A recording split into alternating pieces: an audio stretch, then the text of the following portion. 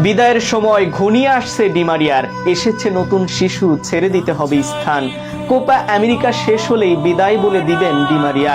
আর্জেন্টিনার জন্য ডিমারিয়া ছিলেন আশীর্বাদ স্বরূপ। গত ২০ বছরে আর্জেন্টিনা যত ট্রফি জিতেছে সবগুলোর ফাইনালেই গোল পেয়েছিলেন এই তারকা ফুটবলার। এবার সেই তারকাকেই বিদায় দিতে হবে।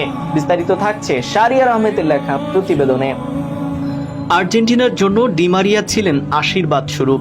গত ২০ বছরে আর্জেন্টিনা যত ট্রফি জিতেছে সবগুলোর ফাইনালেই গোল পেয়েছিলেন এই তারকা ফুটবলার। এবারের কোপার আগেই ঘোষণা দিয়েছেন কোপার পরেই আর্জেন্টিনার জার্সি তুলে রাখবেন তিনি। পেরুর বিপক্ষে মেসির অবর্তমানে জাতীয় দলের অধিনায়ক হিসেবে খেলতে নেমে দারুণ করেন ডিমারিয়া। তার ক্রস থেকেই লাউতারো মার্টিনেজ প্রথম গোলটি করেন।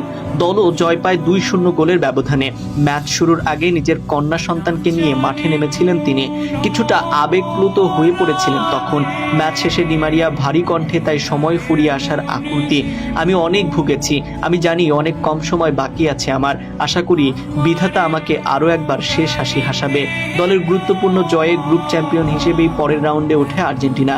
ম্যাচে নিজের সন্তানকে নিয়ে মাঠে নামার ব্যাপারে ডিমারিয়া বলেন, আমি খুব খুশি, আমি এটা অনেক দিন ধরেই চাচ্ছিলাম। আজকে আমি আমার এক কন্যাকে নিয়ে নামতে পেরেছি, অনেক ভালো লাগছে। অন্যদিকে কোপা আমেরিকায় ৩ ম্যাচে ৪ গোল, যেভাবে বিশ্বকাপের যন্ত্রণা ভুলছেন মার্টিনেজ।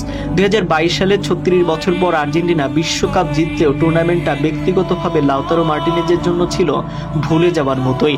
৬ ম্যাচে ২৪২ মিনিট মাঠ থেকে কোনো গোল বা গোলের সহায়তা করতে পারেনি আর্জেন্টাইন স্ট্রাইকার। বিশ্বকাপের আগেই মার্টিনেজকে আর্জেন্টিনার মূল স্কোয়াড ভাবা হলেও